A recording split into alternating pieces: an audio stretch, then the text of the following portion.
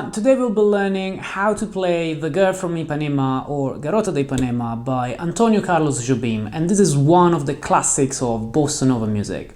Before we get started, if you are new here, welcome. This is the Bearded Guitarist. In this YouTube channel you can find all sorts of guitar videos, so if this is your bread and butter, feel free to subscribe to the channel and ring the bell to get notified when a new video is up. You can also follow me on Instagram, where I post behind the scenes and other guitar content that I don't post here on YouTube. So obviously we can't go over the entire process of learning such a beautiful and complex piece of music like this one in one video only. So today we'll be learning how to play the rhythm part. So we'll not be covering the melody or maybe a chord melody arrangement. We'll also be not talking about the analysis, basically the harmonic analysis, so the meaning of the chords, the key and everything, and how to improvise on top of this music. So if you are interested in that, feel free to drop me a comment below so that you can let me know that you are interested in this as well, and I will make another video talking about that. Also, if you are completely brand new to the Bossa Nova music and you've never played a Bossa Nova piece on guitar, I do have another video on my channel which covers the basics of the Bossa Nova rhythms. So all of the patterns you need to know in order to play this tune. Okay, let's get started saying that the first chord we'll be playing is an F major 7, this one. This is the first degree, so we are in the key of F major. The original key of this tune is F major. This is the voicing I'll be using. And I'm playing obviously finger picking using thumb, index, middle and ring finger. I'm basically skipping the A, so I'm playing the E, D, G and B strings. Now we'll be playing this chord for 2 bars and we'll be learning this pattern.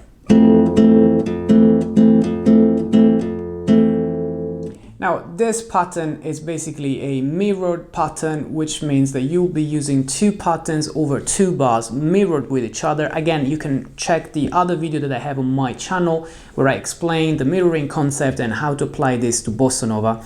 But let's go through it, counting the beats now first. So 1, 2, 3 and 4 and 1 and 2 and 3, 4. Alright, so let's go through the first bar first. The first bar starts this way. 1, 2, so I pluck the 4 strings on the beat number 1, then only 3 strings on the beat number 2, like 1, 2, then on the beat number 3 I play the bass only, and on the off beat the rest of the chord, then nothing on 4, on the end number 4 again I repeat the upper part of the chord, creating this syncopation on the 3rd and the 4th beats, which is 3 and 4 and. So if I put all together, the first bar goes like 1, 2, 3 and 4 and. Since this is a mirrored pattern, we can now use what we played on the beats 3 and 4 of the first bar over the beats 1 and 2 of the second bar. So we'll be starting the second bar with 1 and 2 and, bass, upper part, upper part. Then on the 3rd and the 4th beats of the second bar we'll be using the same as the beginning, but at the beginning on the first 2 beats of the first bar we were using this, and now instead of plucking the strings together we'll be using over the 3rd and the 4th beats of the second bar only bass on the beat number 3 and then the upper part on the beat number 4. So the second bar goes like 1 and 2 and 3, 4. Okay. Now I'm ready to slowly put together the first and the second bar with the F major 7. So 1, 2, 3 and 4 and 1 and 2 and 3, 4. Okay, I'll do it even slower. 1, 2, 3 and 4 and 1 and 2 and 3, 4. Then when you're familiar with this, you can obviously speed it up and get like 1, 2, 3 and 4 and 1 and 2 and 3, 4. Okay. Now after this I go now to the second chord, which again I will be playing for 2 bars, therefore I will be using the same rhythm pattern, and the second chord is a G7 flat 5 or sharp 11. So this is basically a Lydian dominant chord, and that means I will be using the flat 5 or sharp 11, which is a C sharp, with the first finger on the 2nd fret of the B string. So this is just a regular G7, but this is my sharp 11 here. Okay, and I'll be using again the same pattern, so 1, 2, 3 and 4 and 1 and 2 and 3, 4. So far the first 4 bars, 1, 2, 3 and 4 and 1 and 2 and 3, 4. 1, 2, 3 and 4 and 1 and Right. After this, I got a G minor 7, which I can play with a classic shape like this one. Obviously, guys, these are not the only shapes you can use for these chords, but I'm trying to keep things as simple as possible, both rhythm-wise and from a shape point of view. So the G minor 7 covers one bar only, therefore I will be using the pattern only for one bar, like 1, 2, 3, and 4, and then I will be moving to a G flat 7 flat 5, which is basically the same as what we played before on the G, but one fret back. This is the tritone substitution for a C7, and I will be playing only the second bar of my pattern, so 1 and 2 and 3, 4. So together the G minor 7 and the G flat 7 flat 5 go like 1, 2, 3 and 4, and 1 and 2 and 3, 4. Okay, and then I'm back to F major 7 for the bars 7 and 8, but I will be playing one bar of F major 7 only, and on the second bar I create a little bit of tension repeating the G flat 7 flat 5. So I go like 1, 2, 3 and 4, and 1 and 2 and 3, 4. Let's put all together these first 8 bars. So 1, 2, 3 and 4, and 1 and 2 and 3, 4.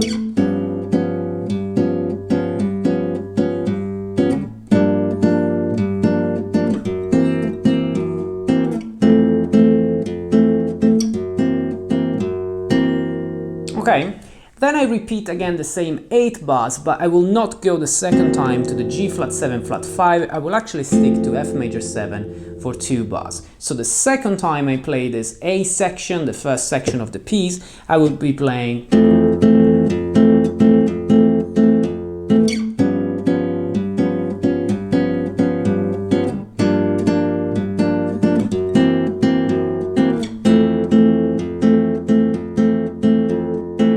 staying to F major 7. Now we're ready to learn what happens during the B section. So the B section goes to G flat major 7, and from here I go to a B9. Okay, so G flat major 7 is the same as F major 7, and B9, it's a dominant 7 chord that you extend here to the 9, so it's basically like a funk chord, and you'll be playing this for 2 bars each, so that you play 1, 2, 3 and 4, and 1 and 2 and 3, 4, 1, 2, 3 and 4, and 1 and 2 and 3, 4. Guys, when you play the B9, it's up to you whether you want to keep the first, second and third finger at the bottom using the strings 1, 2, 3 or 2, 3, 4. So it changes a little bit the higher end of the chord, so it goes between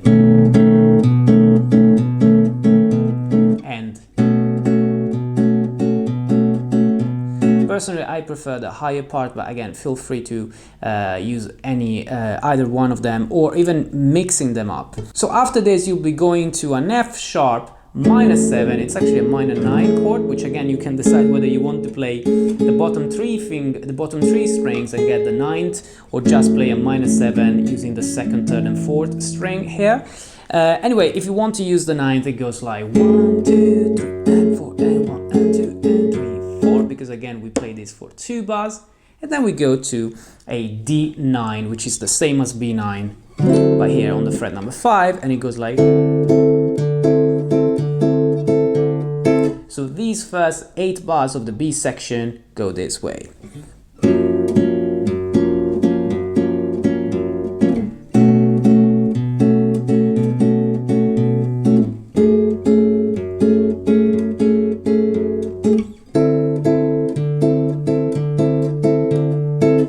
Okay?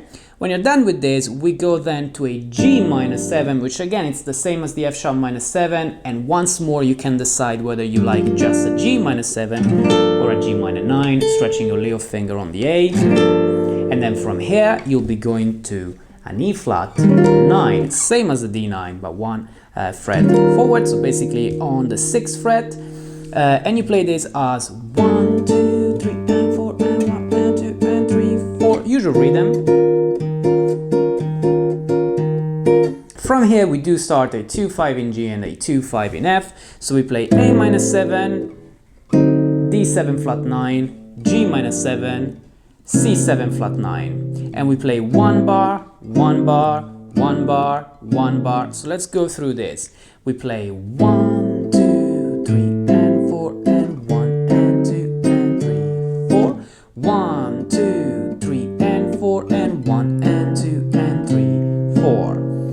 I'm now ready to play the second part, the following 8 bars of the B section, starting from the F sharp minor 9. They go like.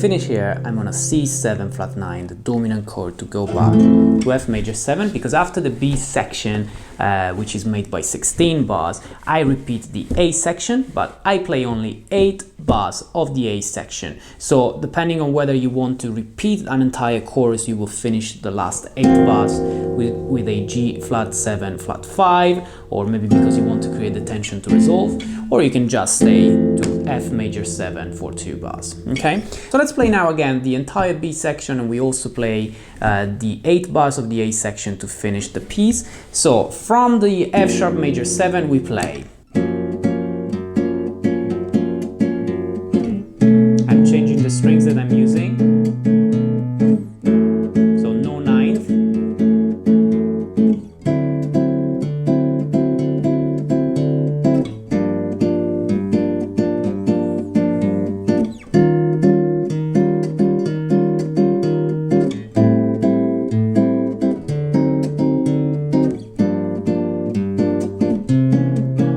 A section.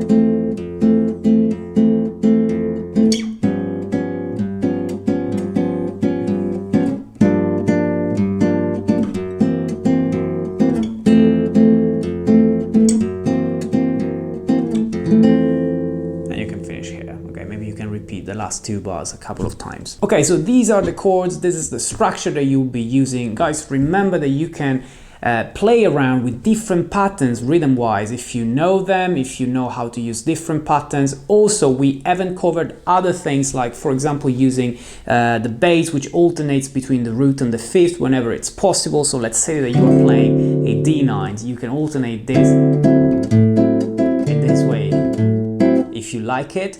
In the same way, you can create walking bass lines whenever you feel like, for example, here.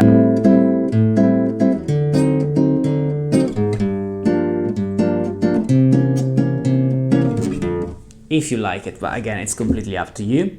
And again, if you want, you can use different chord extensions and maybe use different sets of strings when you play your pattern. But the only other thing that I wanted to show you really, which I would like you to start practicing because it's such an important cliche in Brazilian music in general, not only in Bossa Nova, but also in samba, is basically getting the anticipation when you play the following chord. So let's say that you are playing the G minor 7, which is followed by the G flat 7 flat 5, and the length of these chords is 1 bar each. So 1, 2, 3, 4, 1, 2, 3, 4. Instead of using the bass and the pluck that we went through at the beginning of the bar on the beat number 1, you can actually change to the upper part of that chord on the off beat number 4 of the previous bar and just use the bass on the downbeat number 1. So basically it goes like 1, 2, 3, and 4, and when you say and number 4, you're playing the upper part of the chord, and then the following one is the bass. So 1, 2, 3, and 4, and 1, and 2, and 3, 4. You don't change the pattern for the second bar, it's just an anticipation of the upper part of the chord which comes after that. So let me show you how I would play that using a few anticipations here and there.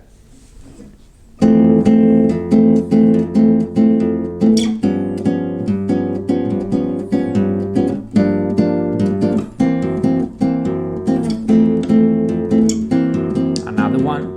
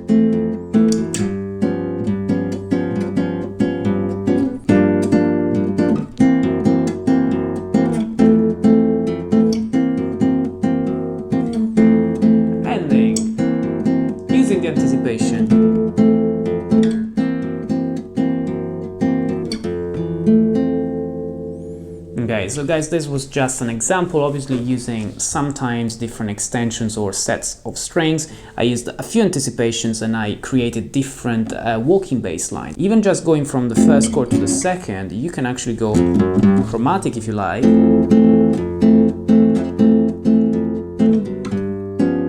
Okay, create this. So there is so much that we can still cover. If you're interested, again, drop me a line here below, get in touch with me anywhere you want, even on Instagram or wherever you like. That's all for this lesson, guys. Again, if you're a first-time viewer, don't forget to subscribe to the channel and ring the bell to get notified when I release my next videos. You can follow me on Instagram where I post other contents, and we can be in touch there as well if you like it. I hope you enjoyed this video. Thanks for watching. I'll be seeing you next time.